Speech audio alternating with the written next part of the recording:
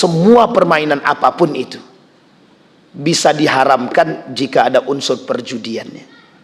Misal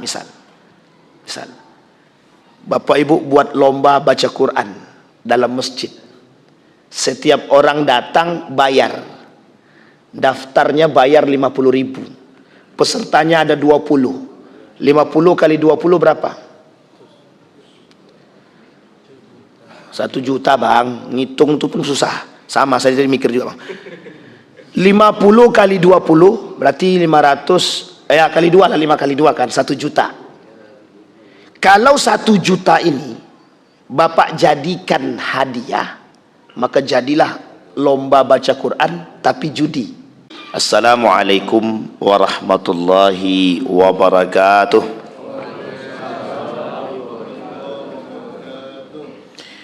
Alhamdulillahi rabbil alamin. Alhamdulillahilladzi an'ama bi ni'matil iman wal islam bihima tatimmus salihat. Ashhadu an la ilaha illallah wahdahu la syarika lah. Wa ashhadu anna Muhammadan abduhu wa rasuluh la nabiyya ba'd. Allahumma salli wa sallim wa barik ala hadzal nabiyil karim. Allahumma salli ala Muhammad wa ala ali Muhammad fil alamin innaka Hamidum Majid. Ya ayyuhan nasu ittaqu rabbakumul ladzi khalaqakum min nafsin wahidah wa khalaqa minha zawjaha wa batha minhuma rijalan katsiran wa nisaa'a.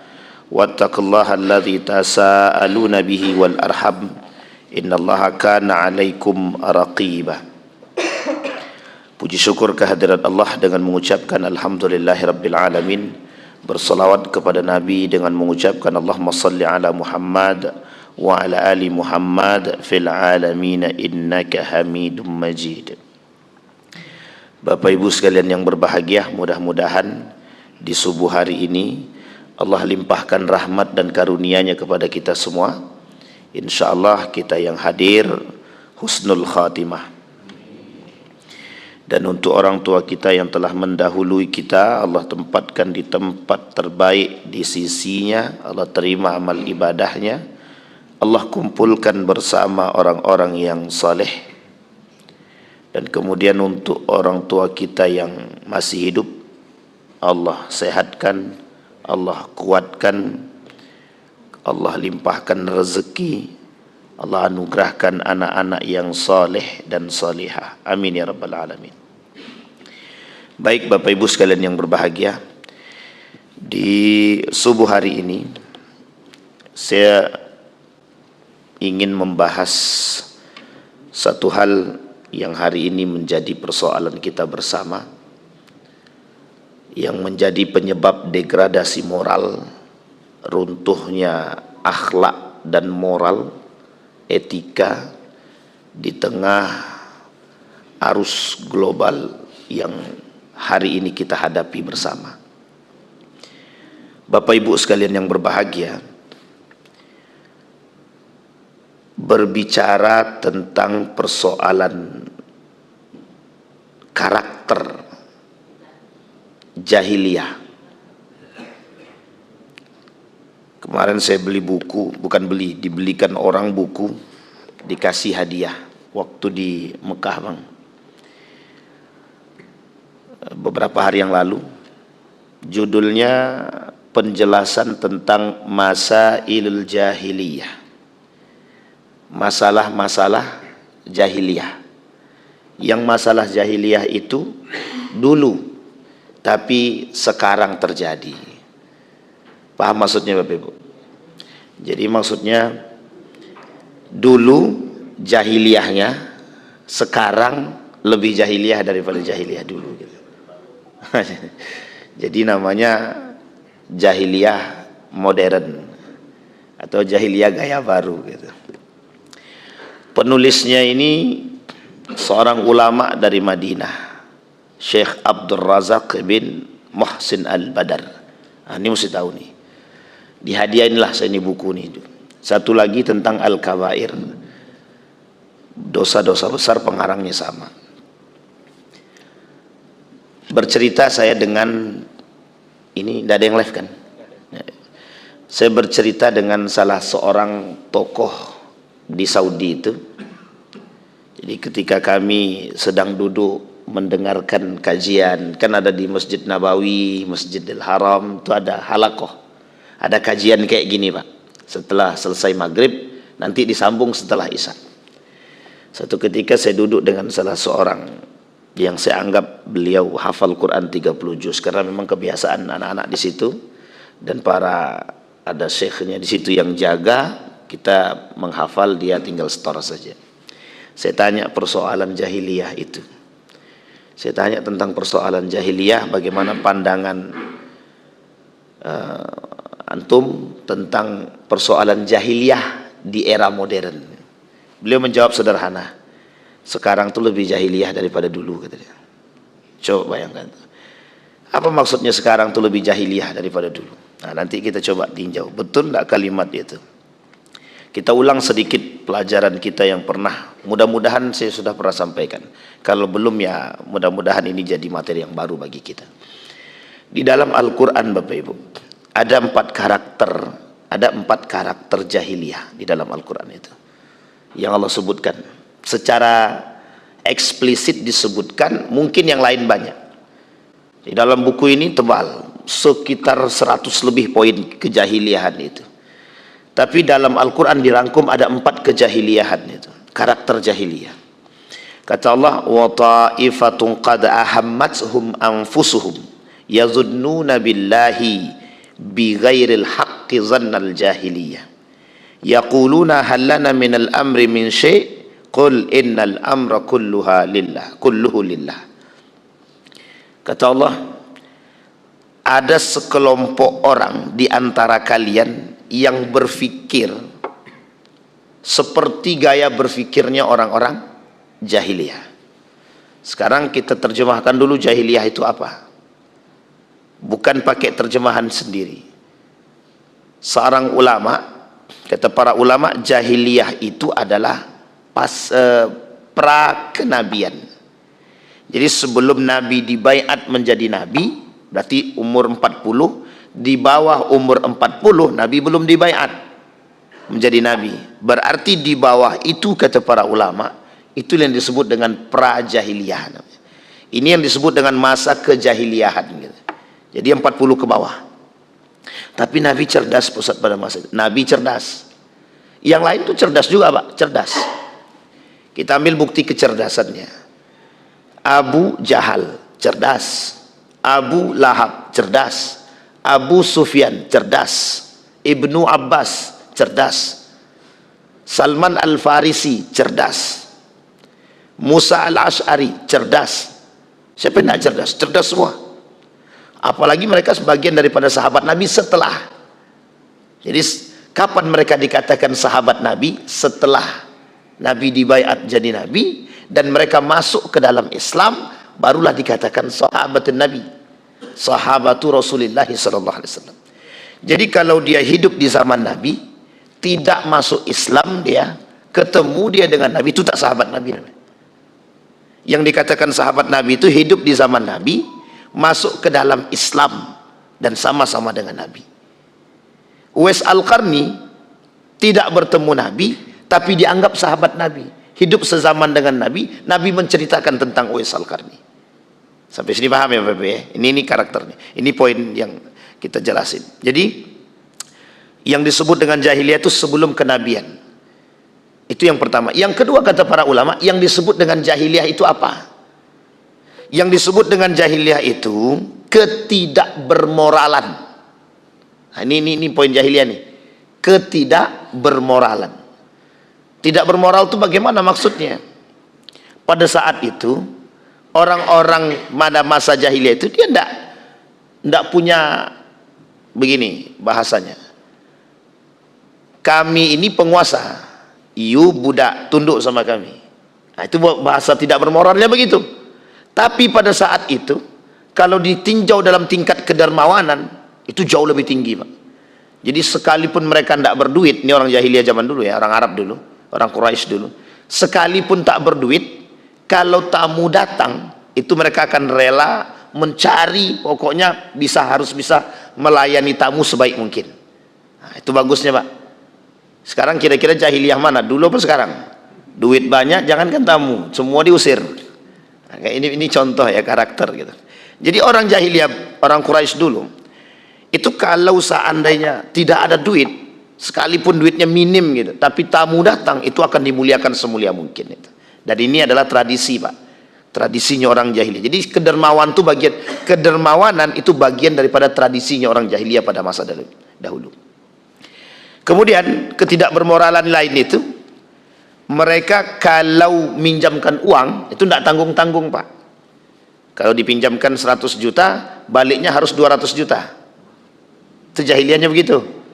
Oh, karena beliau kan ngambil duit saya, dan harusnya duit saya ini bisa saya pakai, dan dia kan ngambil keuntungan dari duit saya. Nah, itu logika berpikirnya begitu.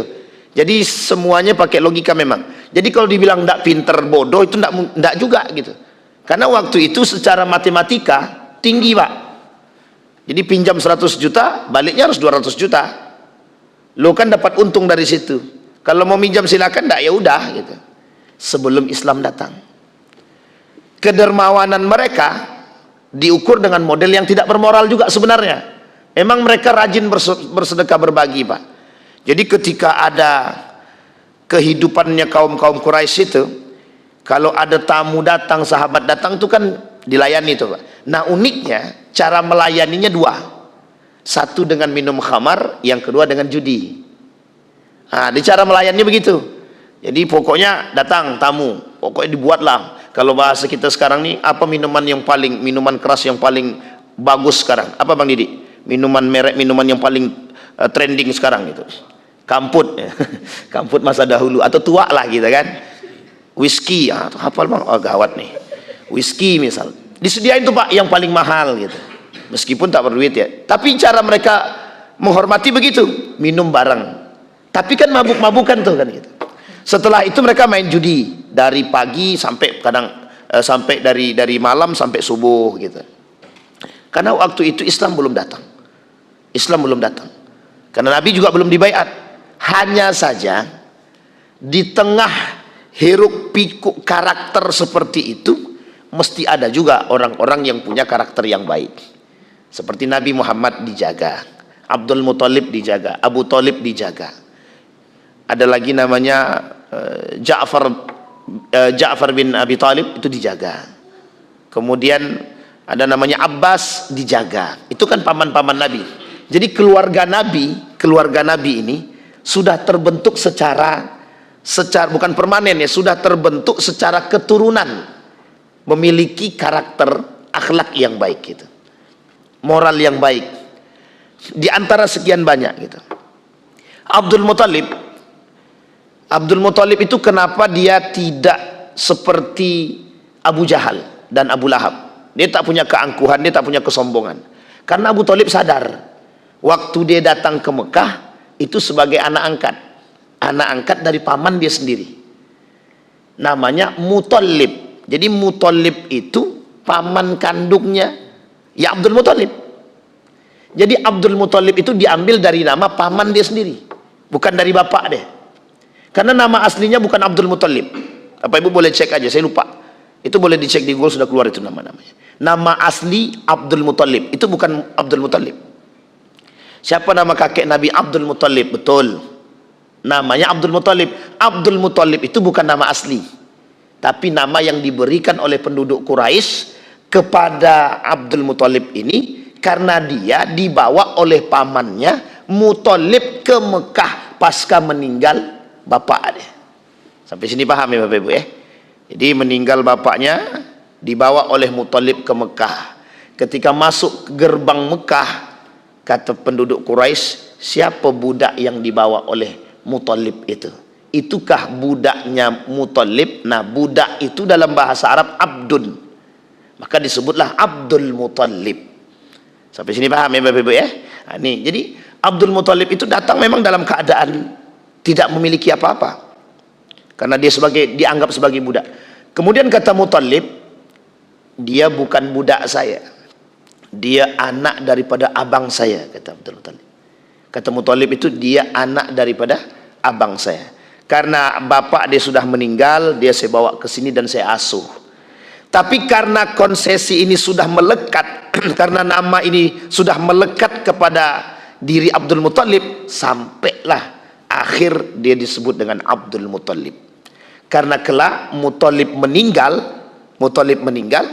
yang diangkat menjadi pemimpin Quraisy pada saat itu adalah Abdul Muthalib.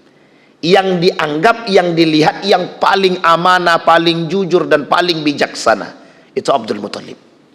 Nah, jadi karakternya menurun, Pak. Abdul Muthalib punya anak, salah satunya Abdullah, Al-Haris mewujud, ada Harisah dan lain sebagainya. Di antara sekian banyak, semua anak-anaknya baik-baik, Pak. Semuanya baik-baik. Tapi yang paling berwibawa dua orang. Yang pertama Abdullah, yang kedua siapa, Pak? Abu Talib. Ini punya karakter dan kewibawaan dan kebijaksanaan. Yang lain semuanya kaya semua, Pak. Semua kaya. Yang paling miskin cuma Abdullah, karena masih bersandar dengan bapaknya. Singkat cerita, Bapak Ibu punya anak namanya Muhammad. Nah, Muhammad ini maka disebut Muhammad ibn Abdullah ibn Abdul Muthalib. Nah, karena itu karakter turunan. Jadi baiknya mereka ini itu keturunan, Pak. Garis keturunan. Jadi karakter Nabi Muhammad itu waktu itu kok dia tidak sama dengan anak-anak yang lain. Ya karena memang turunan kakeknya, Pak. Kakeknya pada masa dia diangkat menjadi pemimpin Quraisy, itu kakeknya penyedia minuman dan makanan untuk orang-orang yang berhaji.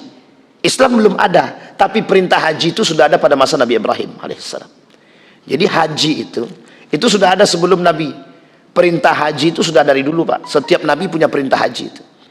Sehingga dari masa Nabi Ibrahim alaihissalam itu sudah ada perintah haji. Maka salah satu perbuatan orang Quraisy itu memuliakan kelompok itu, memuliakan para tamunya Allah itu haji. Itu adalah menyediakan makan dan minum.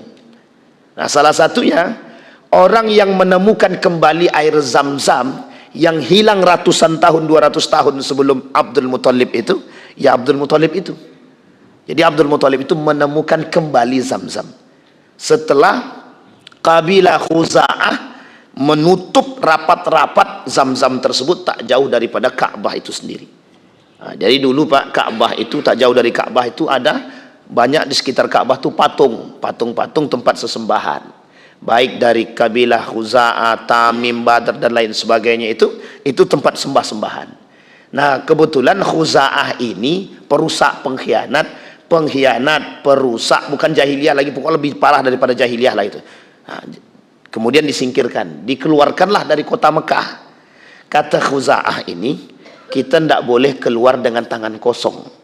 Gimana caranya? Diambillah, ditutuplah sumur Zam-Zam tadi, sampailah Abdul Muthalib dari masa Khuza'ah diusir sampai kedatangan Abdul Muthalib menjadi seorang pemimpin, tidak ditemukan yang disebut dengan sumur Zam-Zam. Jadi dalam sejarah sumur Zam-Zam itu pernah hilang. Nah, dari Nabi Ibrahim, panjang ceritanya kan, dari Nabi Ibrahim turun sampai pada masa Abdul Muthalib, 200 tahun sebelum Abdul Muthalib sudah hilang, baru ditemukan kembali setelah Abdul Muthalib diangkat menjadi pemimpin. Itu pun didapat dari ilham mimpi. Nah, jadi dalam mimpi dia bertemu dengan entah nabi, entah malaikat begitu. Disuruh untuk menggali sumur. Namanya sumur barakah. Sumur barakah, sumur hidayah.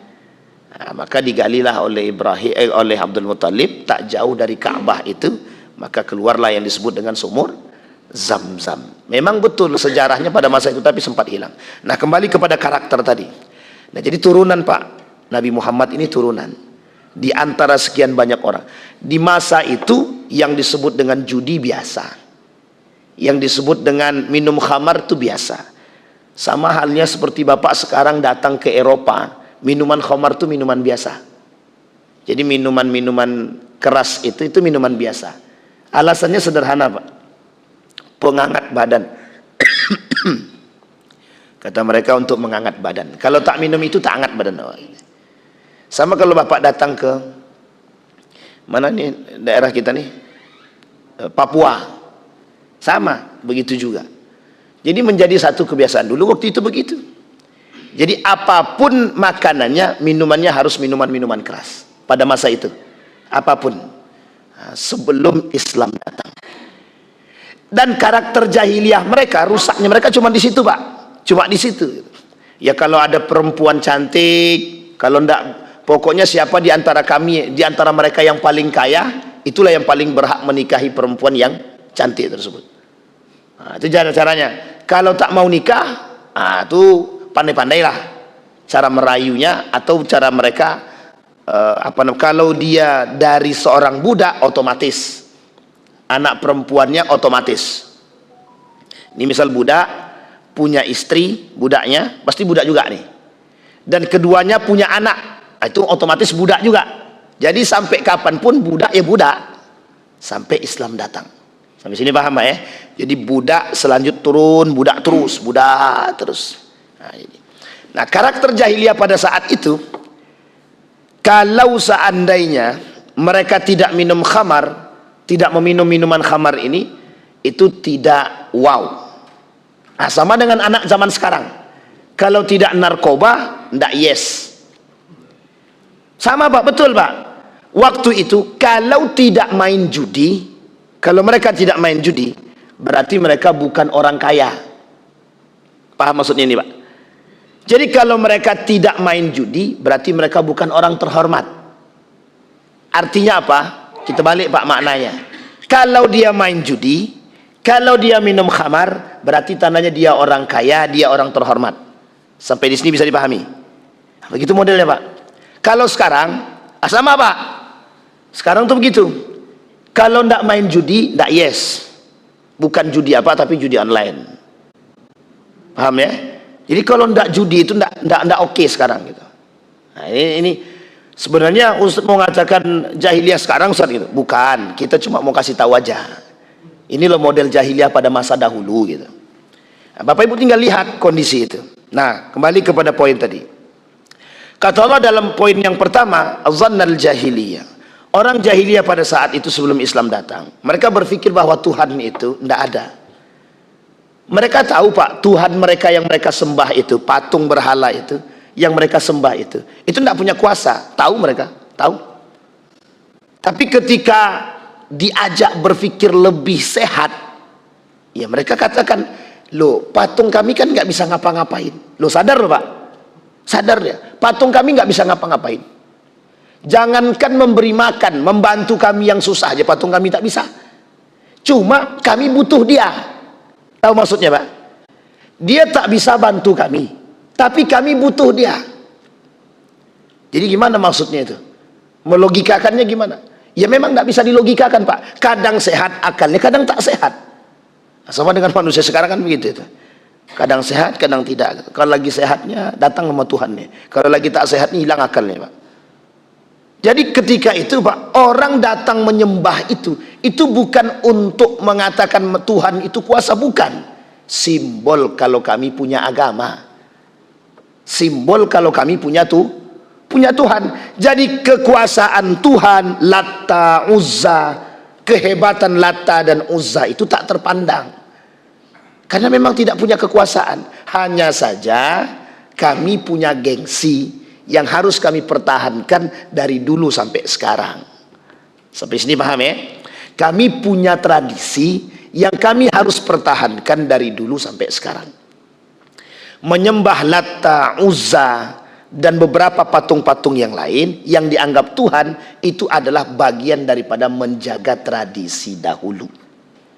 Nah, jadi kalau sekarang ada orang yang menjaga tradisi judi, tradisi khamar, itu sebenarnya jahiliyahnya terlambat. Kenapa kita katakan terlambat? Dia baru jahiliyah sekarang. Itu sudah dahulu.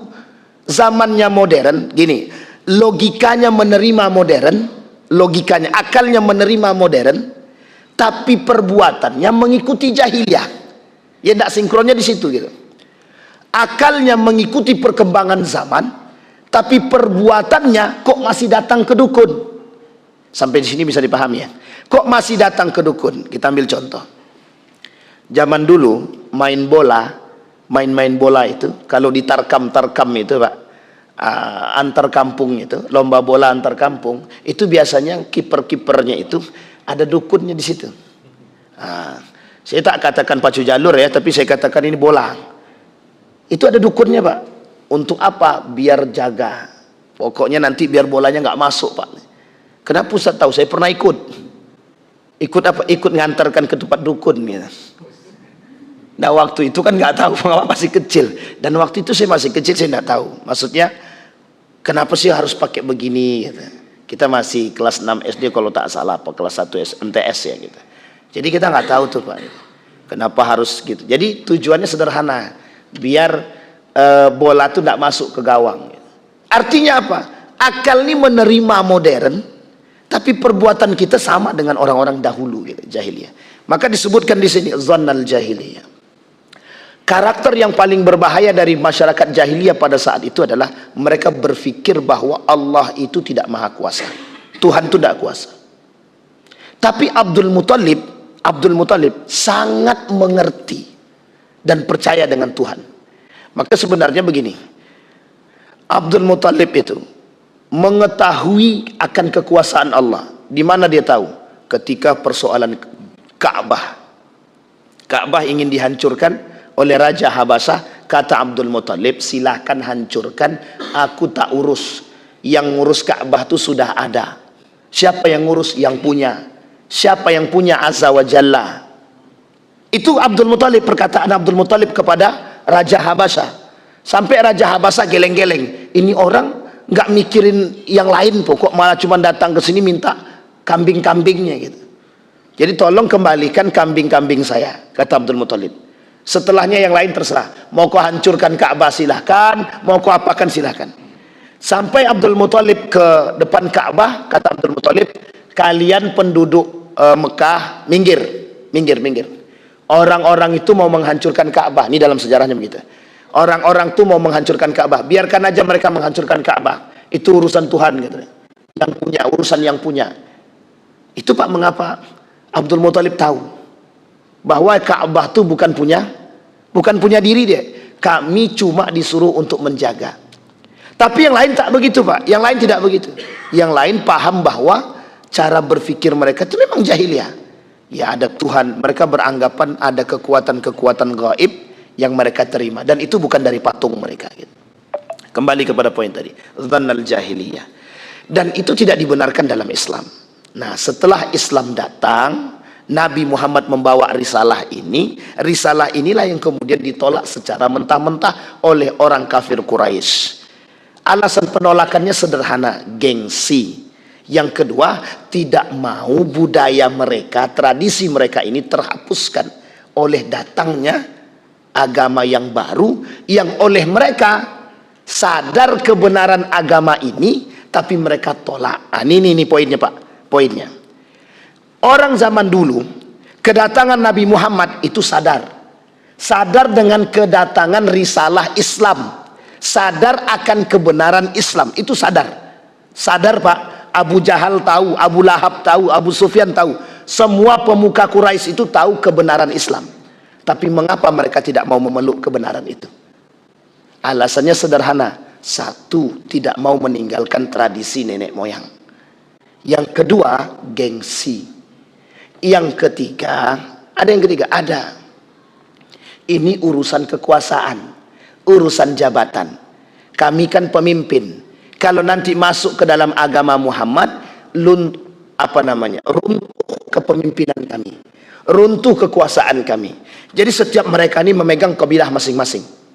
Kayak Abu Sufyan, dia pegang kabilahnya dia Pak, pengikutnya banyak karena kekayaan dia. Abu Lahab punya masa yang banyak. Kemudian Abu Jahal punya masa yang banyak. Dan semua mereka punya masa Pak. Abbas punya masa, punya orang-orang pengikut, kalau bahasa kita ini punya fans-fansnya lah. Mereka takut akan kehilangan seperti ini. Kalau Islam masuk, Nabi Muhammad sebagai seorang nabi, otomatis orang-orang ini tidak akan mengagung-agungkan lagi orang-orang yang tadi. Sampai di sini paham Pak? Itu yang disebut dengan pada saat itu mereka tidak mau memeluk Islam. Gengsi, takut budaya hilang, takut jabatan hilang. 3 ini yang paling besar, Pak. Berarti bukan persoalan Tuhan, Ustaz. Bukan. Secara garis besar mungkin nampaknya persoalan Tuhan, tapi sebenarnya bukan itu. Sama halnya dengan kondisi Nabi pindah di Madinah. Ada yang masuk Islam terpaksa, tapi tujuannya ingin membunuh Nabi, sakit hati gara-gara Nabi diangkat jadi khalifah, pemimpin. Nah, itu masalahnya di situ. Jadi kalau ada yang sekarang begitu, beda tipis dengan jahiliyah zaman dulu kan. Ada kan orang-orang yang sekarang takut tersingkir dari jabatannya. Ada orang-orang sekarang yang tak percaya dengan Allah, tapi dia sholat, dia puasa, dia zakat, kedukun jalan, judi jalan, khamar jalan, korupsi jalan, sholat jalan. Itu imbang. Dunia akhirat. Dunia dapat, akhirat dapat. Ya nggak bisa, Pak. Nggak bisa begitu. Nah, kembali kepada poin tadi. Itu namanya zannal jahiliyah. Jadi gaya berfikirnya. Nah, kalimat ini, ayat ini turun dalam perang Badar. Dalam perang Uhud. Jadi ketika dalam perang Uhud itu, Pak, kaum munafik ikut berperang sama Nabi. Kata kaum munafik, itu kan kita sudah menang. Di bawah itu ada harta rampasan. Yuk kita ambil sebelum diambil orang. Turun, Pak. Orang munafik ini ngajak pemanah-pemanah yang di atas, yang oleh Nabi jangan turun, kata Nabi, jangan turun. Tapi mereka tetap turun. Akhirnya kan mereka diserang oleh Khalid bin Walid dari Jabal Uhud yang tinggi itu. Itu mereka turun, Khalid bin Walid datang memerangi kembali. Menanglah orang kafir Quraisy di situ pada perang Uhud yang kedua. Jadi perang Uhud yang pertama menang mereka. Mundur nih rombongan Khalid bin Walid. Waktu itu Khalid bin Walid belum masuk Islam. Mundur Khalid bin Walid. Orang munafik yang ikut berperang menghasut, yuk kita turun ambil harta rampasan. Itulah terjadi terbunuhnya Hamzah itu, Pak, yang bunuh Wahsy. Nah, Wahsy masuk Islam, minta maaf sama Nabi. Kata Nabi, aku maafkan tapi kau jauhkan wajahmu dari diriku, kata Nabi. Nabi bilang sama Wahsy, aku maafkan dirimu tapi jangan kau jauhkan wajahmu dari diriku, kata. Nabi masih sakit hati sebenarnya. Tapi Nabi kok sakit hati, Ustaz? Manusia, Pak. Innama ana basyarum mithlukum. Tapi diobati. Tapi Nabi sudah maafkan. Bukan berarti Nabi tak mau bertemu ya, tapi Nabi sudah maafkan. Kembali kepada poin tadi. Nah, ini poinnya, Pak. Kata ketika dalam perang itu kan kalah nih. Yang perang Uhud kedua kalah. Apa kata orang-orang munafik tadi? Kata Muhammad, kita pasti menang. Kata Muhammad, kita dibantu. Kata Muhammad, Allah akan turunkan bantuan untuk kita. Lah kok kita kalah? Paham sampai di sini, Pak? Sehingga kata mereka, ini gaya berfikirnya. Kata Muhammad, kita bakal menang. Kata Muhammad, Tuhan bakal bantu. Toh buktinya kita kalah. Nah, ini kata orang munafik dalam perang Uhud yang kedua. Sehingga, Pak, di tengah kecamukan itu, orang munafik ini kabur, Pak. Lari dia. Orang-orang ini lari. Dia yang buat rusuh, dia yang menghasut, dia yang memaksa orang turun, dia yang mengambil rampasan, dia yang cinta terhadap duit, cinta terhadap harta, dia pula yang kabur. Sehingga dalam perang itu baginda Nabi luka nih, sampai di sini ya luka nih. Luka, termasuk luka parah lah Nabi waktu itu. Oleh Ibnu Mas'ud, Musayyab dibawa ke pinggir Nabi, kemudian mereka mengasingkan diri. Bapak Ibu, yang dimaksud di sini adalah ayat ini turun. Orang-orang yang tadi ikut berperang, mereka bilang, Tuhanmu tidak kuasa. Katanya Tuhan mau bantu, tapi kok nggak bantu? Nah, sama dengan manusia sekarang. Manusia sekarang tuh begitu berfikirnya, Pak. Dia sholat, Pak, seolah-olah inna salati wa nusuki wa mahyaya wa mamati lillahi rabbil alamin. Ya Allah, aku serahkan segalanya untukmu. Tapi judi main juga, korupsi jalan juga, datang ke dukun jalan juga, mengamankan jabatan iya juga, cinta terhadap manusia iya juga, semua dibuat, Pak. Kalau dulu jahiliyah dulu itu cuma sampai di situ, Pak. Tapi sekarang semuanya dibuat, Pak. Karena saking modernnya, sholat jalan, syirik jalan. Dulu tidak ada, Pak, sholat mereka tidak Islam kok. Mereka tidak Muslim, tapi mereka melakukan syirik. Ya, karena mereka nggak percaya sama Tuhan. Itu jahiliyahnya. Kalau sekarang tidak, Muslim iya, sholat iya, puasa iya, syirik jalan, dukun jalan, judi jalan. Pertanyaannya lebih parah mana? Orang zaman dulu, jahiliyah dulu, lebih beradab daripada manusia jahiliyah sekarang. Manusia yang sekarang sangat tidak beradab kalau sedang keluar. Jadi kalimat Allah dalam Al-Quran itu betul, Pak. Balhum adal. Manusia kalau tidak punya iman, dia tidak beradab, Pak. Lebih parah daripada binatang. Coba bayangkan. Solat dia, Muslim dia, menganiaya orang dia. Solat dia, Muslim dia, mengkapling laut dia. Solat dia, puasa dia, zakat dia, semua dia buat. Tapi mengambil harta orang lain secara paksa. Tapi itu lebih parah daripada jahil. Zaman dulu tidak begitu dia. Tidak begitu dia. Jahiliyah dulu, Pak. You punya berapa? Minjam duit 100 juta, balikin 200 juta. Selesai, Pak, sampai di situ. Berarti dia harus ngembaliin 200 juta. Kalau sekarang tidak. You pinjam duit berapa? 50 juta. Kalau dia tidak sanggup bayar, aku ambil rumahmu, ambil istrimu, ambil TV-mu, ambil tanahmu. Lebih jahiliyah mana? Lebih jahiliyah sekarang. Sangat-sangat jahiliyah sekarang. Dulu masih ada kemanusiaan, sekarang tidak punya, Pak. Nurani itu tidak ada sekarang. Ini karakter jahiliyah. Jadi kalau dibilang masalah jahiliyah, memang persoalan kita sekarang ini jahiliyah modernnya lebih tinggi memang. Dulu tidak ada namanya judi online, sekarang judinya online, Pak. Judi konvensional main, online jalan. Jadi dua-duanya. Kalau dulu judinya itu hanya untuk membahagiakan diri, bukan untuk mencari kekayaan lebih, tidak. Ya memang ada juga tujuan judi itu pada masa Nabi itu.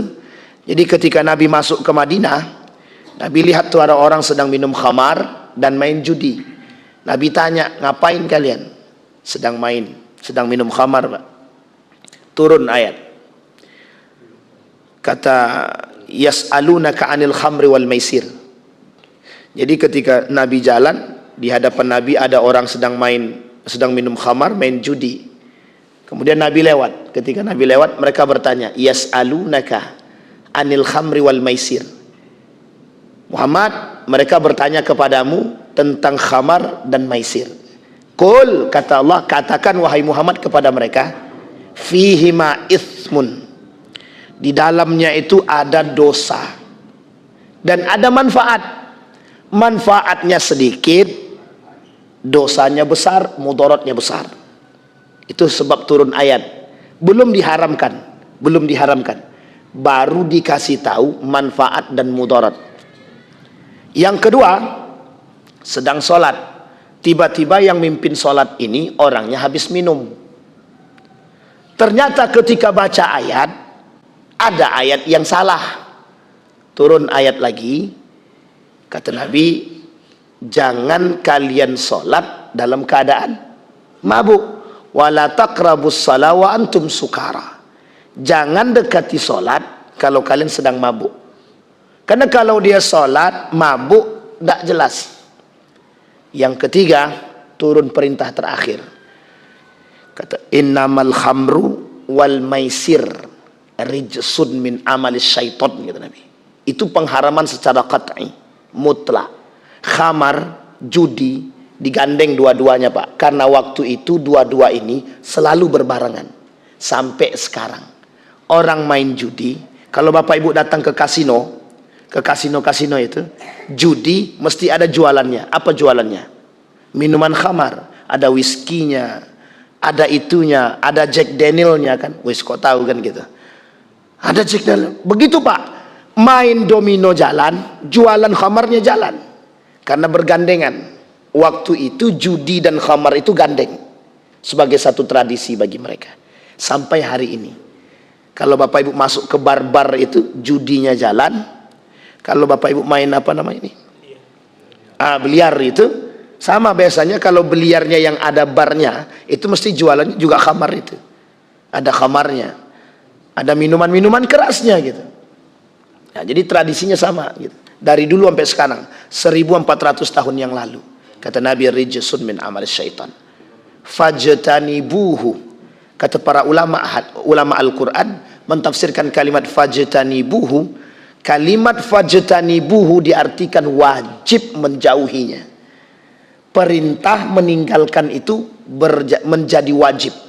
Maka hukumnya secara qat'i, mau sedikit bapak ibu minum, mau banyak bapak ibu minum, tetap aja haram.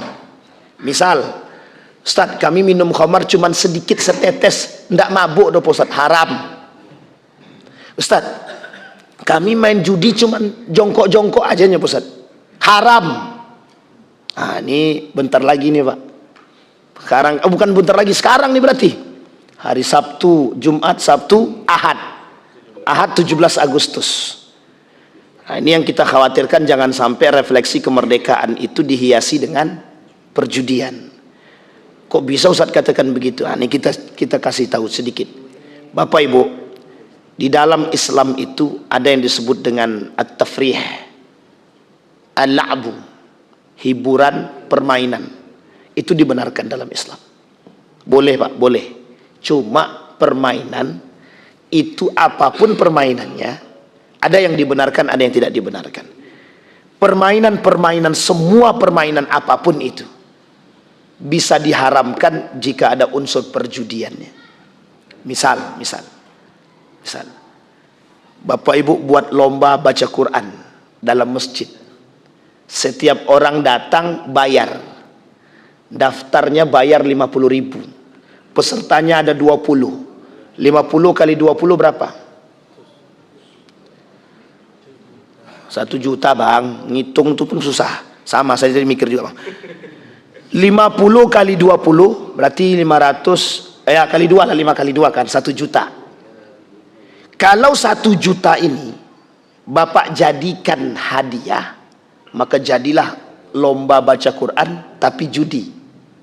Sampai sini paham ya? Bisa dipahami belum Bapak Ibu? Saya ulangi sekali lagi.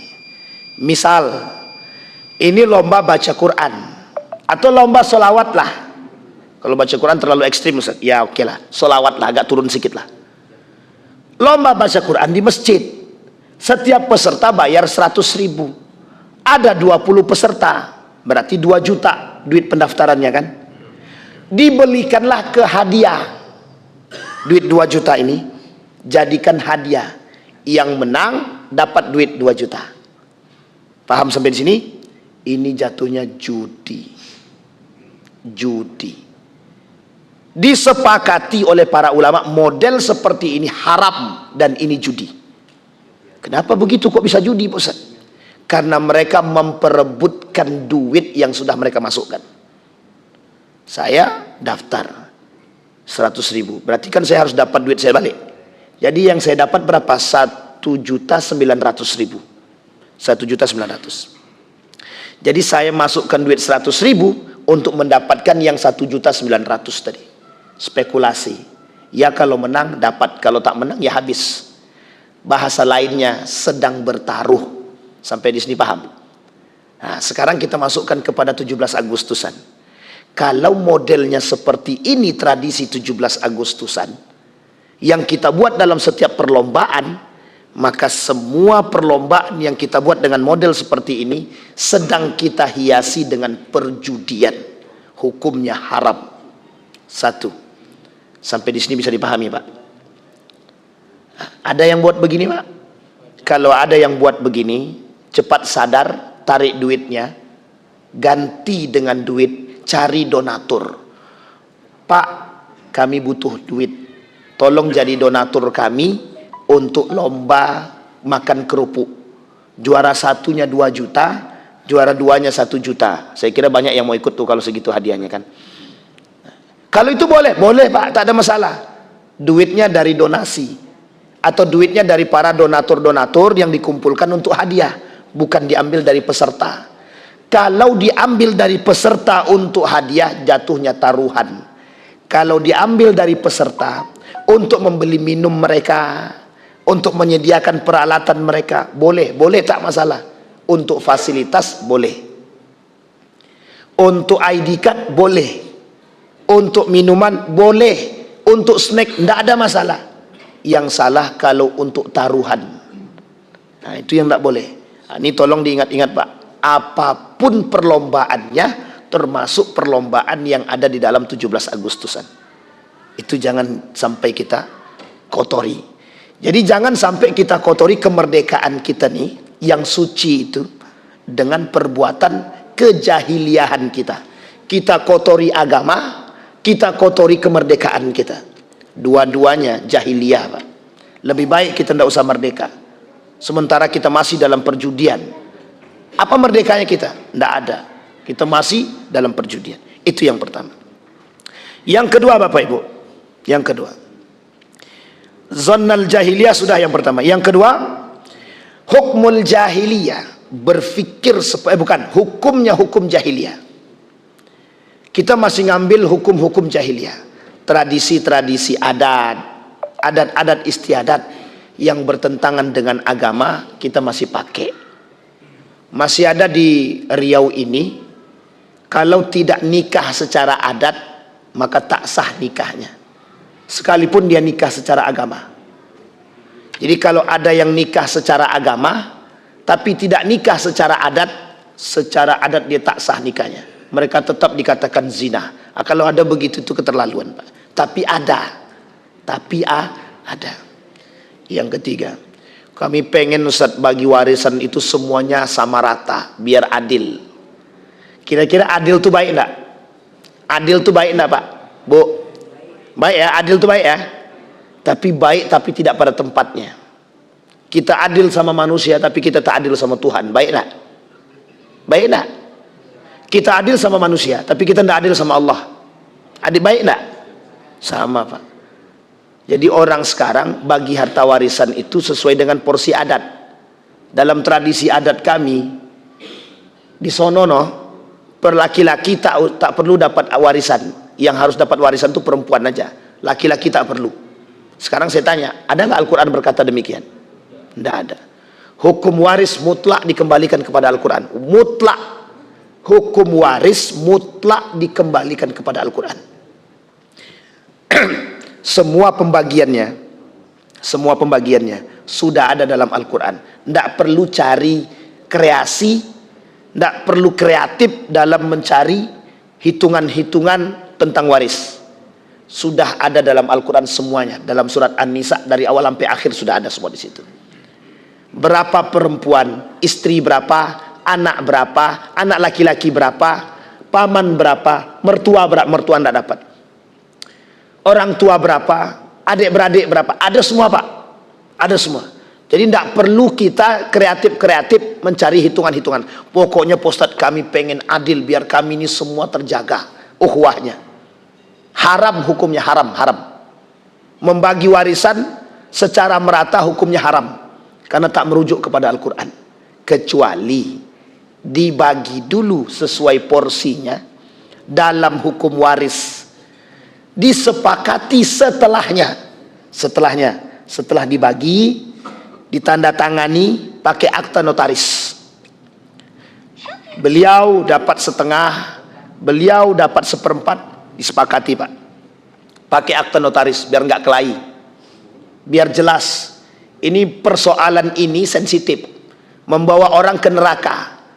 Jadi perbuatan yang bisa mengajak cepat ke neraka yang begini-begini nih Pak. 1.000 rupiah kita makan, bukan hak kita masuk neraka kan? Haram jatuhnya Pak. Baik. Setelah disepakati, setelah semuanya selesai dalam hitungan waris sesuai, baru kemudian kumpul balik, kami kami bagi rata. Maksudnya bagaimana? Saya kan dapatnya lebih banyak nih. Nih saya kasih buat adik-adik saya. Boleh, tak ada masalah, itu haknya Anda. Setelah dibagi dalam hukum waris. Setelah itu boleh bebas. Tapi kalau selagi sudah wafat dia, dibagi langsung secara merata, semuanya penghuni neraka. Haram semua. Sampai di sini paham Bapak Ibu? Kok cepat kan Ustaz bilang neraka? Ya kalau dia tak tobat, dia masuk neraka Pak. Tidak mungkin tak tobat masuk surga dia. Sampai di sini paham? Nah, ini persoalan waris nih Pak. Jadi persoalan waris ini sensitif. yang banyak kita temukan sekarang begitu. Oh, tradisi kami tidak begitu, Ustaz. Tradisi kami itu yang laki-laki itu tidak lagi dapat warisan. Yang dapat warisan itu cuma perempuan. Pertanyaannya tradisi mana? Pertanyaannya siapa yang buat tradisi? Lebih percaya pada tradisi apa pada Tuhan? Mau ikut syariat Islam atau ikut tradisi? Kalau ikut tradisi, jahiliyah dia berarti. Karena orang jahiliyah dulu begitu ngikutnya, Pak. Nah, sekarang kalau kita kembalikan ke tradisi, lihat tradisi 17 Agustusan. Apa tradisi 17 Agustusan? Yang kita hiasi dengan dosa dan kemaksiatan. Apa contohnya? Joget-joget. Pak, Bu, kalau mau bikin acara pakai musik, bisa enggak jangan campur laki-laki perempuan? Kalau bisa, dan bisa enggak musiknya, mohon maaf, bisa enggak musiknya, lagunya itu yang sehat? Kusat begitu, Ustaz. Karena banyak yang tidak sehat, Pak. Banyak yang tidak sehat. Jadi kita menghiasi apa sekarang? Kita nih, Ustaz, dalam sudah lagunya poco-poco, patah pinggang dan patah yang lain, tapi kemudian ditutup dengan doa. Paham maksud saya ini? Acaranya campur baur laki-laki perempuan, didahului dengan tausiah, diakhiri dengan doa. Di tengah-tengahnya joget biduan. Sekarang coba pakai nalar logika yang maksudnya apa itu? Di depannya ada orang yang bertausiah, di tengah-tengahnya biduan joget, nggak pakai kerudung, pakai celana sempit. Di akhirnya ditutupi dengan kita doa bersama, semoga kita berkah. Pertanyaan saya, itu nyambung apa tak nyambung gitu? Apa? Penghinaan. Kalau bahasa pencampuraduan, mencampur adukkan agama dengan hal-hal seperti itu.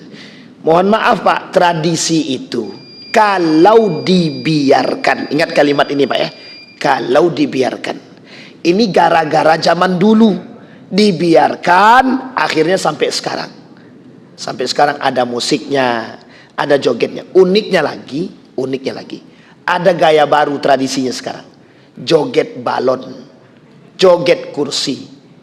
Lomba-lombalah ingin duduk di kursi di situ. Yang uniknya, yang berlomba laki-laki perempuan, campur. Ya saya tidak mau suuzon, Pak, tapi memang nampak di mata begitu. Gimana kita mau suuzon? Itu faktanya begitu. Itu tradisi yang menyesatkan itu, Pak. Jangan tersinggung. Kalau tersinggung boleh, silahkan, tak ada masalah. Tapi faktanya begitu.